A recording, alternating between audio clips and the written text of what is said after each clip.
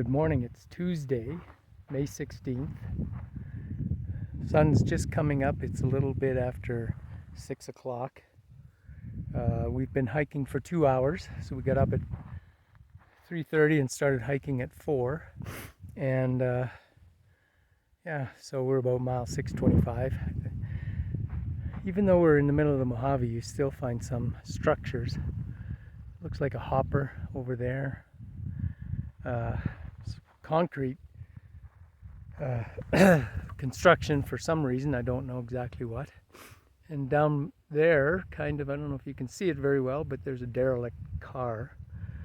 And that's where we came out of this morning. So we've done, not quite 5 miles. So we're pretty happy with that. And we got about 6 miles to go for water.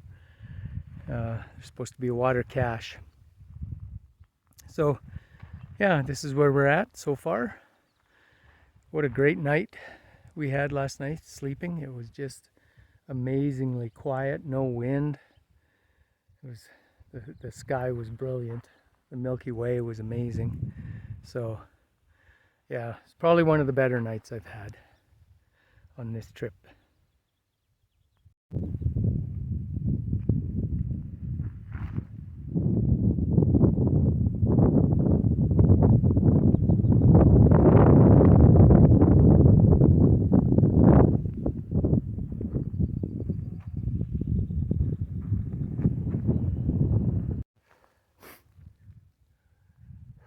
Here comes John.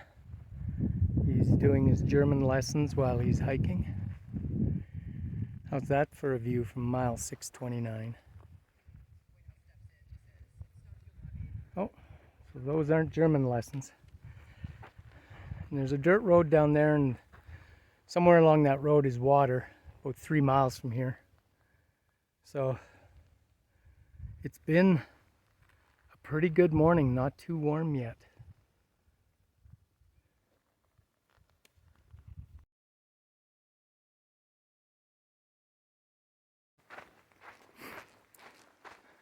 All right, it's 9 a.m. We're about 5 or 10 minutes from the water cache. So when we get there, that's 11 miles this morning, which is pretty good, obviously. 10 miles before 9 o'clock. So we did the 10 by 10. Had an experience though about half an hour ago. Had to do the rattlesnake dance. I was walking along the trail, heard the rattle, saw the snake to my left coil. So I did the hop, side move, and step back rattlesnake dance. Fortunately, he didn't strike, and everything was okay. He was sure rattling though. A little guy, and I apologize for not getting video of him, but my priorities were getting the hell out of his way. So anyway, that added some adrenaline to my hike here a little while ago. There's the water cache. Really, these the people that do this, literally saving lives, especially in dry years. This is a wet year and it's still needed. So, boy, thank you very much, you guys, for doing this. I think it's a lot of work, but we appreciate it.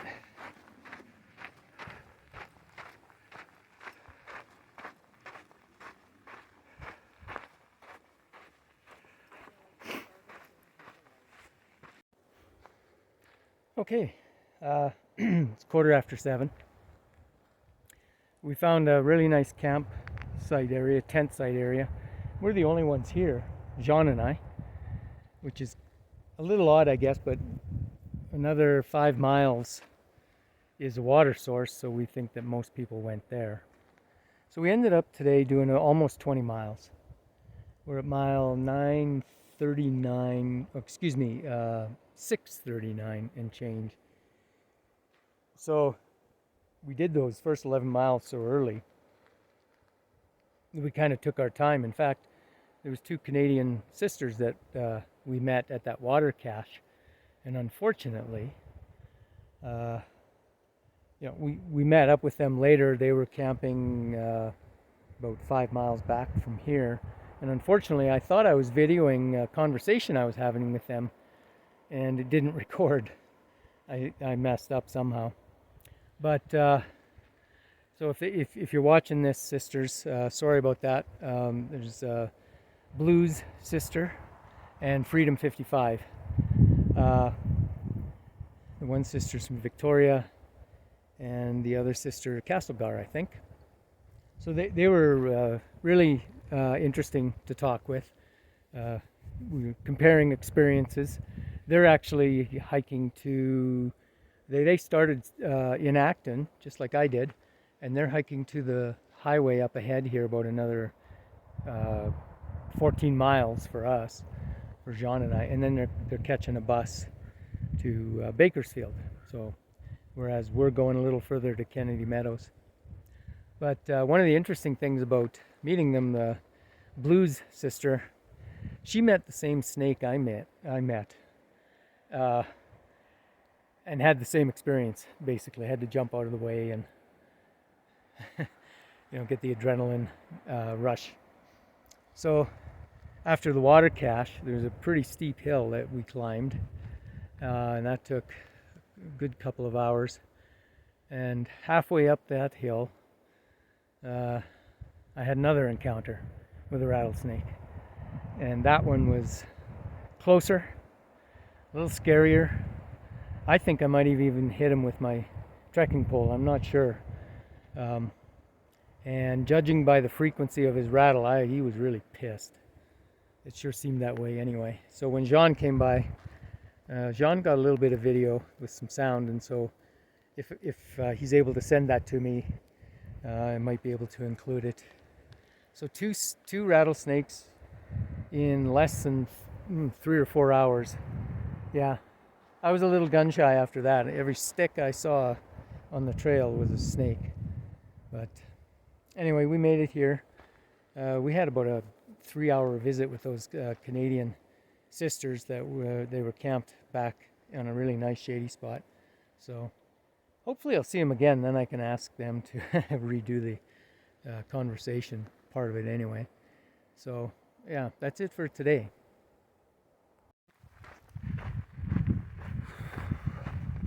All right, good morning.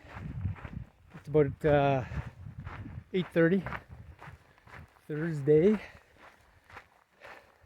17th. We've been hiking for a little over 3 hours, and there's a water source about a mile ago. Really nice, clear water. So today, Jean found a nice shady spot. How's your morning, Jean? Coffee. Coffee. And breakfast. All right. So originally our plan, there's a highway about 8 miles from here, 7.5 maybe, and we were gonna catch a ride into Ridgecrest, do a resupply and come back out, and then head to Kennedy Meadows. But now I think our plan is to stay in Ridgecrest for the night. We still do a bit of a resupply and clean up, wash some clothes, and have some town food maybe, of course, and a beer. But the other thing we have to do is do some logistics work. So I have to figure out a plan to get back to LA. And then tomorrow we head to Kennedy Meadows, and that's like 50 miles. So we'll be in Kennedy Meadows Sunday, maybe Saturday. But as we get closer, of course, we'll know better. So absolutely clear sky today. It's probably going to be warm. And in the background, you can see some mountains with snow. Not sure if you can see them clearly or not. But, whoops. bugs here. The biggest one, the easiest one to see, I think, is Mount Alancha. And then I've been told that one of those is Mount Whitney, but I could never tell. Anyway, more later. Okay, so this is the view of the mountains in the Sierras. I probably should have videoed maybe a few minutes sooner when I was up higher, but that's where most hikers are headed and probably turning around. Kennedy Meadows is off in that direction. As you can see, there's a lot of snow there. So yeah, that's the ultimate destination for the weekend here for me. Kennedy Meadows, and then find my way back, but still got a few days left. And down there is a road. I doubt that that's the road that we're hitching, or maybe catch a bus, but we're getting closer.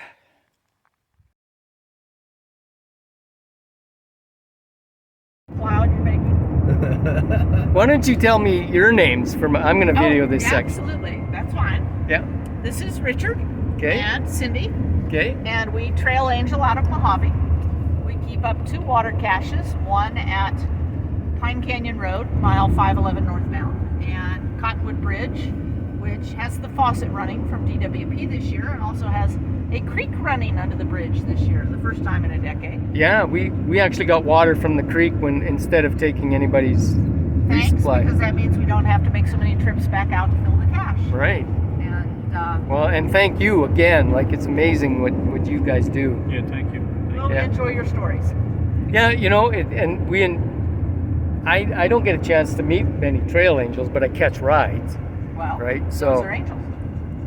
yeah, You know, and the other thing that's a lot of fun for me is that, especially hikers, international hikers that are coming from various countries, and because of my time in service, I've been. If you take a globe and you start throwing darts at it, chances are I've been there. Right. And some of the places were neat, and some of the places were in the remarks section say never again. Yeah. You know, that kind of thing. And so I have an intimate knowledge. And one person of various areas. So one person says, "You know more about my country than I do." yeah. So we can make folks feel at home. Yeah, that's pretty cool. That's a good thing. Well, and it is nice meeting people from other countries.